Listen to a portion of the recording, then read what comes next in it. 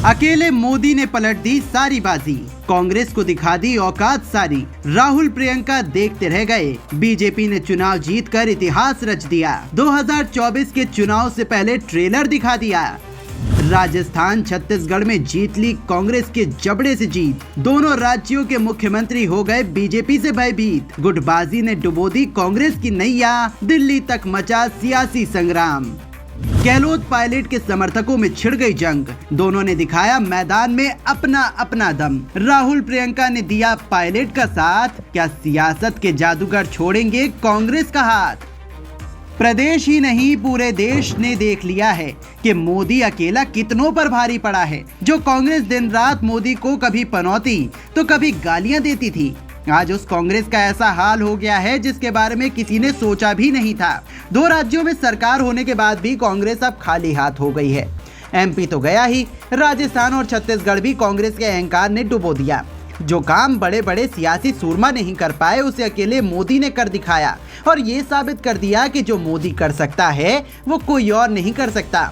हालांकि इन सब के बीच सबसे ज्यादा चर्चा राजस्थान की हो रही है, क्योंकि मोदी ने चुनावी रैली में यह दावा पहले ही ठोक दिया था कि राजस्थान के मुख्यमंत्री अशोक गहलोत नहीं बनेंगे, जो सच साबित हुआ और कांग्रेस को करारी हार का सामना करना पड़ा है। कांग्रेस की हार के बाद से लगातार अब गहलोत और पायलट के समर्थकों में जुबानी जंग छिड़ गई है। एक और गहलोत की ओएसडी ने सारी पोल पट्टी खोलकर रख दी है, तो वहीं दूसरी ओर पायलट ने ऐसा बयान दिया कि दिल्ली तक सियासी तूफान आ गया है, जिसके बारे में आगे आपको बताते हैं। लेकिन उससे पहले आपको बता दें, गहलोत के ओएसडी ने बहुत बड़ा खुलासा कर दिया है। मीडिया रिपोर्ट्स की माने तो ओएसडी को पहले से ही ये पता था कि गहलोत को चुनाव में हार का सामना करना पड़ सकता है। उन्होंने ट्विटर पर अशोक गहलोत को आलाकमान के साथ फरेब करने वाला तक बता दिया। गहलोत के ओएसडी लोकेश शर्मा ने कहा कि गहलोत तीसरी बार लगातार सीएम रहते हुए गहलोत ने पार्टी को फिर हाशिए पर लाकर खड़ा कर दिया है। आज तक पार्टी से सिर्फ लिया ही है, लेकिन कभी अपने रहते हुए पार्टी की सत्ता में वापसी नहीं करवा पाए। इसके आगे लिखा है, गहलोत के चेहरे पर उनको फ्री हैंड देकर उनके नेतृत्व में पार्टी ने चुनाव लड़ा और उनके मुताबिक प्रत्येक सीट पर वे स्वयं चुनाव लड़ रहे थे। ना उनका अनुभव चला, ना जादू, और हर बार की तरह कांग्रेस को उनकी योजनाओं के सहारे जीत नहीं मिली और ना ही अतः पिंक प्रचार काम आया। ओएसडी के इस बयान को पायलट के समर्थकों ने भी लपक लिया और गहलोत को खूब खरी खोटी सुनाई। राजस्थान में कांग्रेस के जादूगर का जादू बिल्कुल नहीं चला, सिर्फ और सिर्फ मोदी फैक्टर का कमाल दिखा। राजस्थान में भी पीएम मोदी ने प्रचार में कोई कसर नहीं छोड़ी। उन्होंने इस राज्य में 12 रैलियां की। बीजेपी ने इन सभाओं के जरिए राजस्थान के सभी समुदायों से लेकर पीएम मोदी के मुखातिब होने की रणनीति बनाई थी। इसका असर परिणामों में साफ दिखा। लोगों को अशोक गहलोत की 7 गारंटियों से ज्यादा मोदी की गारंटी पसंद आई। पीएम मोदी ने राजस्थान में चुनाव का एजेंडा सेट किया था। उन्होंने कन्हैयालाल हत्याकांड, गहलोत सरकार के भ्रष्टाचार और राजेश पायलट के साथ कांग्रेस के शीर्ष नेतृत्व द्वारा किए गए व्यवहार को जोर शोर से उठाया था। इसके साथ ही कांग्रेस की गुटबाजी उसको राजस्थान में ले डूबी।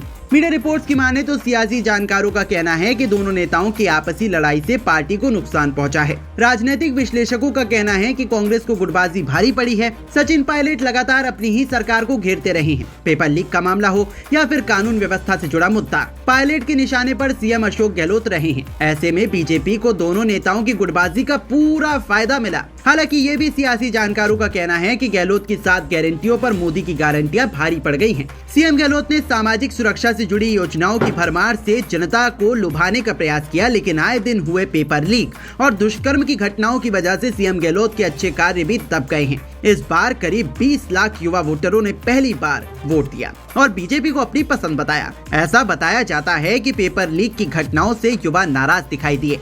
अब 5 सालों तक तो कांग्रेस सत्ता से चली गई है। अब आगे पायलट और गहलोत के बीच छिड़ी जुबानी जंग और गुटबाजी कब खत्म होती है, ये देखने वाली बात होगी।